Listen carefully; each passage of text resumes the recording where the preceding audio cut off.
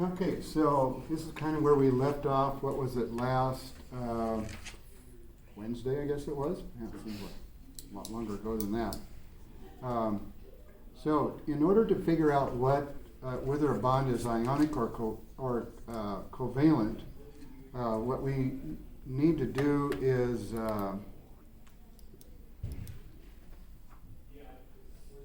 we're going to look at what elements they are, and we're going to look at the backside of our periodic table a lot. So if you have your laminated one, that's the one that we're going to be using a lot of. Not sure why it's being difficult today. So because it's not really one or the other, in other words, you don't have just two choices, you have a range of choices, we're going to use our electronegativity to be able to determine what it is. And all we have to do to determine which type of bond it is, or what degree of ionic character it has, or whatever you want to call it, all we have to do is look up their two electronegativities, and then we're going to subtract the difference between those. Okay? Now we're going to use this chart right here to help us decide what kind of a bond we have. Now as you look at this chart, in the very middle you have ionic up at the top, then which is like half of it will be ionic, and then the bottom half is going to be covalent. And then even within the covalent, we have two types, as you can see there. So bonding between atoms with an electronegativity that's a difference of 1.7 or less. Okay, that's the bottom part right over here, is going to be classified as covalent. Covalent. They're going to share electrons. They're going to share electrons. Now, in that, we can divide that into two categories as well. If the difference in their electronegativity is really low, we're going to call it non-polar covalent. Now, do you understand what polar means? Maybe we need to focus on that first. If something has poles, what does that mean? What would you say, Logan? If it has poles, what does that mean to you? Has two ends, right? And in this case, the ends are going to be, one's going to be positive and one's going to be negative, okay?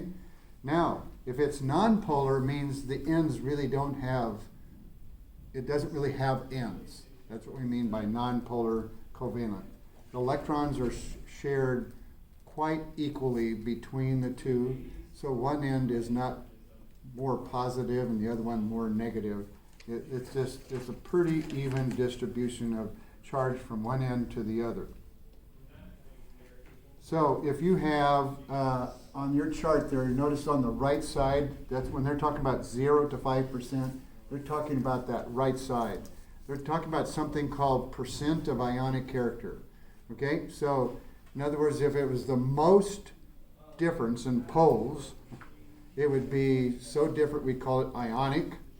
And that's where you have that 100% over on the right side. And then down to 50% ionic character, everything from 50 to 100 is going to be just an ionic bond. Okay? Anything less than 50% ionic character is going to be called covalent. So, and instead of just calling one covalent and ionic, they just use the whole idea of ionic. So on the right side, they're dealing with that. If the most difference is going to be at the top, the least difference is going to be down at the bottom. If you have like 0 difference, that would be if you had two atoms of the same kind bonded together, no matter which ones you pick. If you subtract one electronegativity from the other, it's always going to be 0. So that would be down here at the bottom, nonpolar covalent. But even as much as a difference of 0.3 will still behave like nonpolar. So there can be still a little bit of difference and still be nonpolar. So that's between a difference between 0 and 0.3 difference. Sure why. Oops. It's just not today.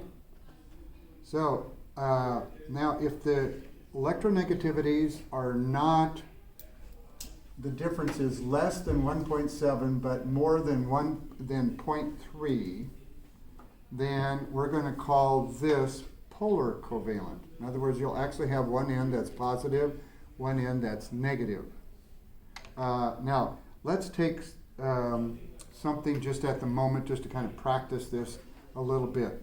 So we know, for instance, a water molecule, H2O, so if I kind of draw that out structurally, I'll have an oxygen bonded to one hydrogen and it is bonded to a second hydrogen. So it actually has two bonds here. If I look at their electronegativity, what is the electronegativity of oxygen? So on the back side, find oxygen, and what is its electronegativity? 3.44. Okay, so this one has an electronegativity of 3.44, and then each hydrogen has what electronegativity? 2.2. Okay, 2.0, okay? Or not 2.0, 2.20, right? I didn't say that right. It says 2.2. Yeah, 2.20, right? Is that what yours says? Ours just says 2.2. Just 2.2, okay. Yeah, mine's just slightly different than yours. Now, does yours on the top have a table like mine? Yeah. Okay, now, what's the difference between these two? 3.44 minus 2.20 is going to be what? Can we do that in our head? Should be 1.24? Yeah. Okay, so if I look up here at 1.24 difference, I get about what, 30% ionic character it says? Not that that's necessarily an important thing, but on this chart right here, it falls in between here, but where would it be closer to? Closer to the bottom or closer to the middle? Closer to the middle, right? 1.24 is going to be a difference in there. So water, this bond right here is going to be polar covalent. That means the one with the higher electronegativity is in the sharing is going to have the electrons more of the time than hydrogen will have. So in other words, it's not a 50-50 sharing. If you have 30% ionic character, it means that probably oxygen's having it maybe like 70% of the time, and hydrogen has it like 30% of the time. So it's not equal sharing on that. So that makes this end, or this oxygen tends to be more negative because it's going to have the electrons, the extra electrons or the shared electrons more of the time. And this end is going to end up being positive. So both of those are positive. So that, you see the polar, one's positive and one's negative. We'll have opposites like that. Does Will have his note packet with him today? He just brought the book. Maybe you can open it up or something like that. Might be a nice touch.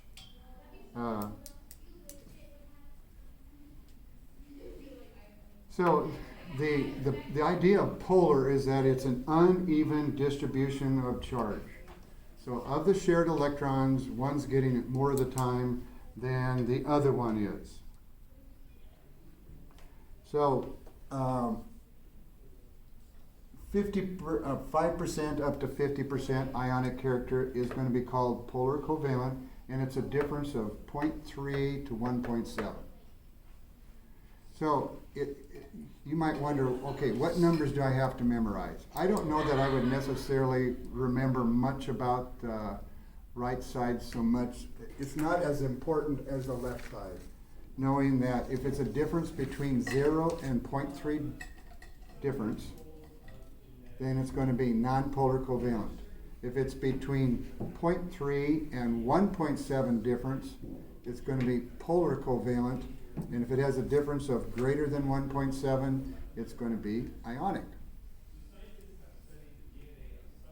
Now, let's take something that we know to be ionic, and that is sodium chloride. Exists as ions. And let's just see if we can use our electronegativity to determine the difference in that. Okay? So what is the electronegativity of sodium?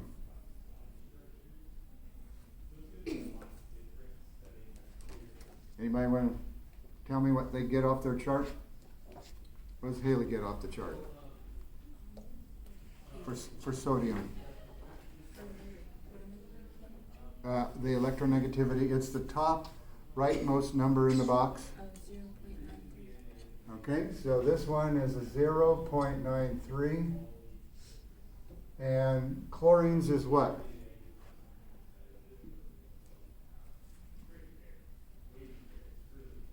.16. Okay? So what's that difference? What's that difference? Does Will need to stand on the back wall again? Okay. So what's the difference between 3.16 and 0.93? Probably have to have a calculator for that. 2.23. 2.23? So that's the difference. I'll write diff here. Equals 2.23. And where does that fall on the left side? Where does it fall? It's above the 1.7, isn't it? So that area up in there is ionic. So we know that these are not sharing electrons. Chlorine has a stronger attraction, so it's going to be minus. Sodium is going to be plus. We actually form ions, separate ions, and they're attracted to each other. And that attraction is the ionic bond.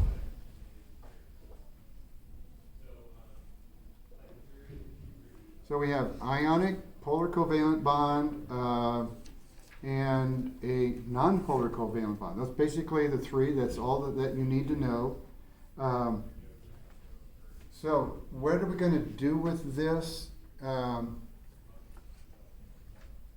One of the things that we want to get to at the end of this chapter is not only do we know what kind of bonds exist inside of an ionic crystal or a molecule or something like that, but we want to be able to figure out what is the whole structure itself. Like this, we talked about two separate bonds inside of water, but what's the whole thing? What's the whole water molecule? Okay, we know what bonds happen inside of it, but what's the whole molecule? And you're going to have all kinds of different shapes that these molecules can be, and molecular geometry is going to determine what the whole molecule is itself. And it will help us do things, for instance, help us to explain, for instance, why I can take let's say take some substances and put them together. Like I can put some things into water and they'll dissolve, and I'll put some other things in water and they won't dissolve. Why? Or why doesn't oil and water mix? Or oil and vinegar mix? Well, there's a reason behind it. If we know about the molecules, then we'll be able to predict whether one will dissolve in the other. And we have a little general statement like dissolves like. So if you have substances that are, for instance, polar, they will dissolve other substances that are polar, because they also have kind of like positive and negatives. And if they're polar, they will dissolve things that actually form ions. They're so polar, they're ionic. But oil, if we were to look at the molecule, is nonpolar. Well, nonpolar doesn't dissolve in polar. but for instance, like alcohol dissolves in water. Like if you buy like isopropyl alcohol, it's not pure isopropyl alcohol. It's always a certain percent, right? The rest of it just water. But that explains, why things. So this is where we're kind of headed with this. Kind of have to learn the pieces along the way. Okay, so let's practice that with some other substances that we have on our slides here. Use the electronegativity differences and figure 1.2, that's the chart that we're talking about. If you can't see the chart at the moment, so you maybe want to just open up your book and look at the chart that you have in your book on, was it page 160? No, the problem is on page 167, but what's the, oh, there's the chart. On 166. So if you'll have your textbook open to 166, then you can see the chart that they're referring to. Okay, so classify the bond between sulfur and the following elements.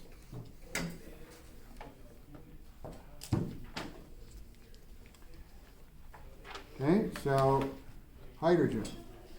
Okay, we have a bond between hydrogen and sulfur. The compound that you don't know that yet, but you'll eventually get to that point. This is actually, it's like a sulfur bonded to two hydrogens. We just want to know what's the bond between one hydrogen and one sulfur, kind of like we did between hydrogen and one oxygen. Okay, and what's the difference? So I want you with your calculator and your periodic table, tell me what the difference is and then what type of bond it is. Okay, that's what you're trying to accomplish. What's the difference and what's the type of bond? Hydrogen combining with sulfur. Okay, what's the electronegativity of hydrogen? Well, I guess we already have it right on the board. So we can put up 2.20. But what is the electronegativity for sulfur? 2.58 is what I have. What's it say on yours? Okay, it does say the same thing. Some of yours have more digits than mine, or less digits than mine, and some the same. That one is one the same. Okay, so what difference is that? If you subtracted one from the other, what did you get? Should be like a 0.38, right? Difference. So what kind of a bond does it have? What kind of a bond would that have? Okay, here's all of them. So it would be on that table, it would be just slightly into the ionic, right? Slightly into the ionic. Because the difference of 0.38 is above 0.3, right? I'm not ionic, I'm sorry. Should be what? I said that wrong. Okay, it's polar covalent, just barely polar covalent. Just not very strong polar covalent, but it's polar covalent. This chemical, by the way, hydrogen sulfide, is, if you've ever smelled what rotten eggs smell like, that's the chemical that is what you're smelling. You're smelling that chemical right there, and that's what it smells like, rotten eggs. So when eggs rot, they produce that. It used to be, I don't know what they use now. I always forget to look it up on the internet. What's the additive that they add to natural gas to make it have smell? Because natural gas doesn't have any smell, so if you had a leak, you wouldn't know it. So they add an additive to it that you can detect that odor and know, and then we associate that with a gas leak. But you're actually just smelling that chemical. But it used to be, what they put in there was hydrogen sulfide, which has, but not very strong. Not like if you've ever smelled eggs that actually were rotten, it's pretty potent. Okay, what about the next one? We have cesium, okay? CS on your periodic table, and sulfur. Cesium sulfide. We already know what sulfur is. We know it's 2.58, so that saves us some time. But what's cesium? And where do we find cesium? Where do we find cesium? Okay, it's in group 1, and its electronegativity is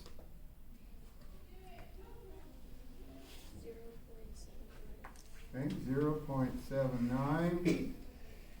That gives us a difference of, have to do that one on a calculator probably.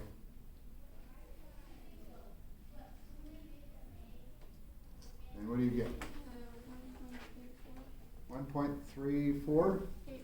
84, okay, 1.84. So that means it's going to have what type of bond? Okay, so from that chart, that's above 1.7, right? So this is going to be ionic. Okay, this one up here we said was polar covalent. Just barely, but it's still on the polar covalent side. Okay, and then we have one more, and that is a bond between chlorine and sulfur. Okay, sulfur still is 2.58. But what, and did we have chlorine? Yep, we had chlorine up here, 3.16. So that's a difference of, last digit's an 8. 5. Was it 0.58? Is that right? Did I do it right?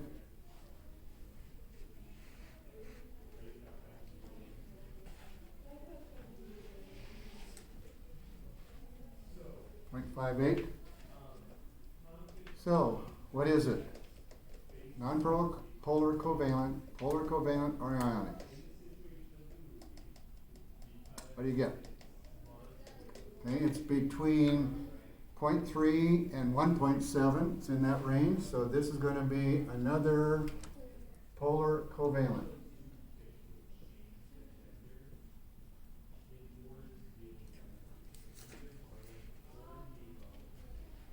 Okay, so you think you got the hang of how to determine what bond it is? Really not that hard. You always get to use this. You don't have to memorize any numbers. The only thing you have to remember is what are the boundaries. 0 to 0.3, nonpolar. 0.3 to 1.7 is not polar covalent, and above 1.7 difference is going to be ionic.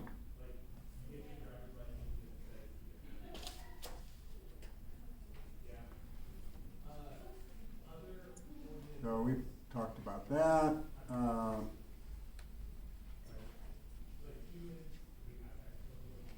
We've done a bunch of these, so I'm not going to have us do some more. I mean, I think you get the hang of it. Okay, so I want to start a little bit into section 2, and I just realized I forgot to run off something. You're supposed to have a section review. So that means you'll just have it tomorrow, but, see, there was going to be 2 days between this section review and the next one. Now it'll be just 1 day in between, but that's okay. Okay, so what are we going to do next? Okay, first, in section 2, we're going to talk about what's a molecule and how do we define a molecule. Molecule is one of those words that if you would read it in different books, you'd kind of get different answers for molecules. But we're going to use it, what I would say is the classic sense of the word molecule. And then molecules have formulas. So what's the molecular formula for a molecule? And then we're going to talk about the relationship between potential energy. When two atoms that are approaching each other, they are attracted to each other, and that attraction produces potential energy. We talked about if I held a rock above the earth that has potential energy, and we talked about that last year. It's just that the attractive force is not gravity, it's electrostatic attraction this time. But the idea is exactly the same. And how does distance affect that? When the atoms get to a certain place, how far are they apart? What's the bond length? We're going to call that. And then those two atoms that are bonded together will have energy, bond energy.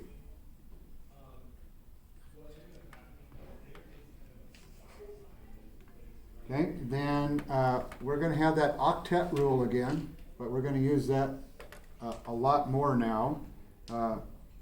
Remember that atoms need or want to have 8 electrons in their outer level, their S and P in their outer level. And so they're trying to achieve an octet, And then it says here, list the 6 basic steps used to write a Lewis structure. Now we're going to learn how to represent molecules by diagrams. You've probably seen, like this would be an example of a structure or a structural diagram for a molecule. And then we're going to explain how to determine Lewis structures for, if they have single bonds or double bonds or triple bonds. They can have a bunch of bonds inside of those. And then we're going to talk about something. All of these rules or guidelines that we'll talk about kind of will fit most of them, but then we have some of them that doesn't quite fit.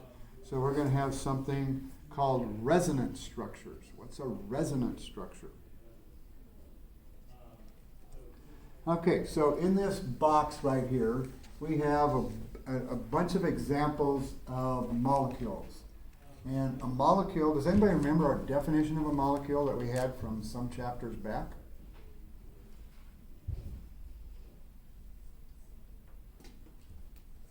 It's just 2 or more atoms bonded, different elements bonded together, right? Was going to be our definition of a molecule.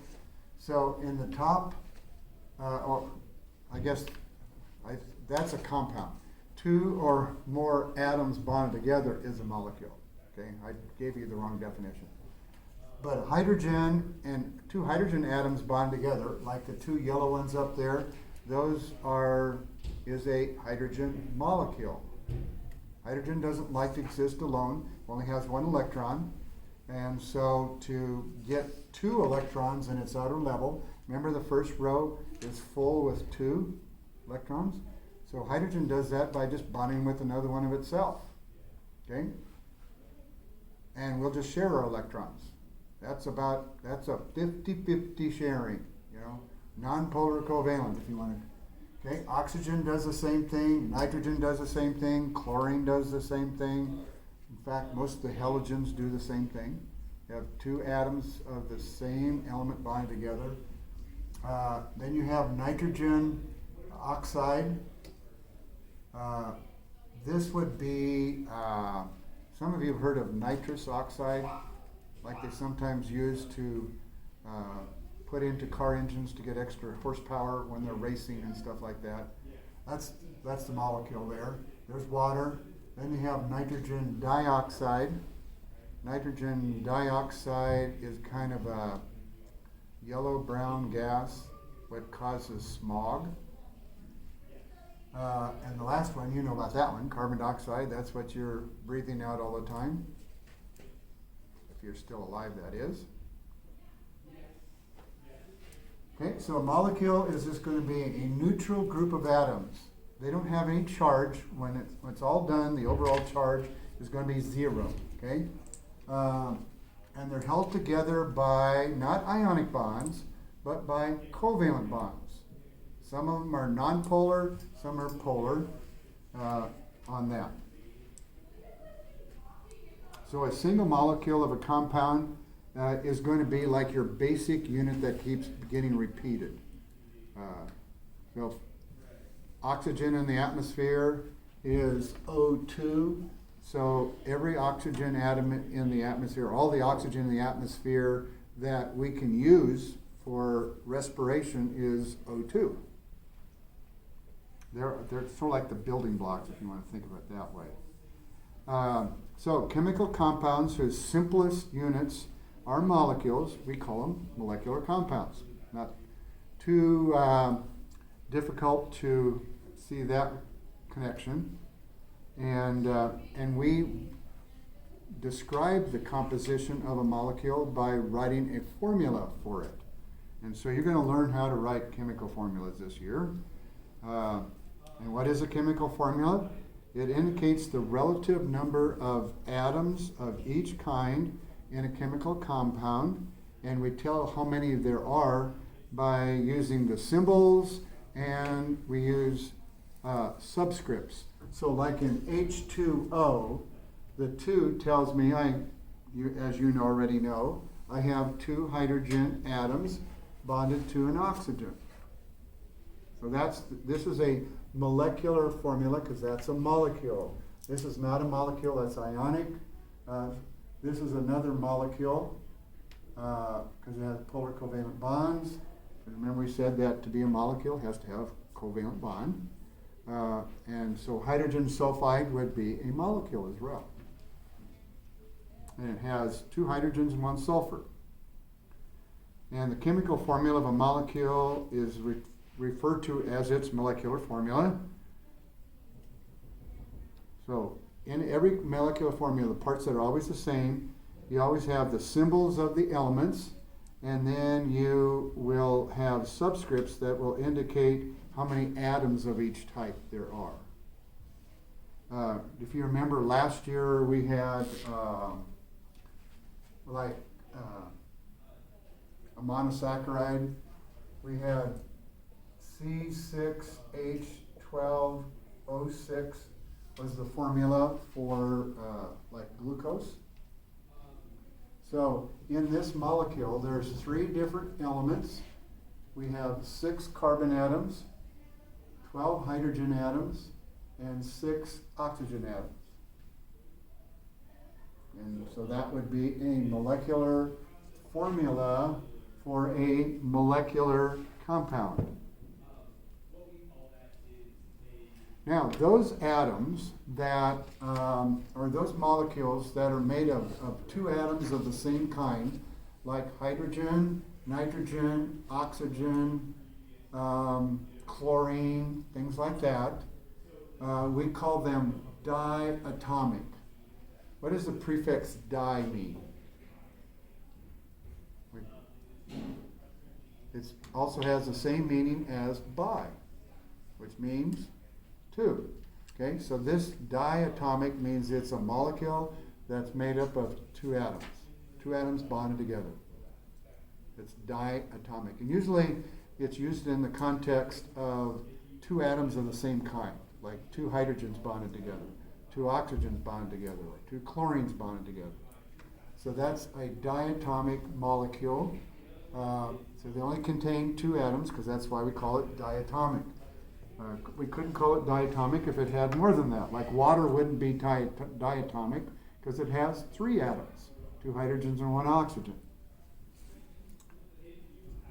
And that's where we're going to stop because this starts a whole new topic that kind of needs a whole period of its own to discuss.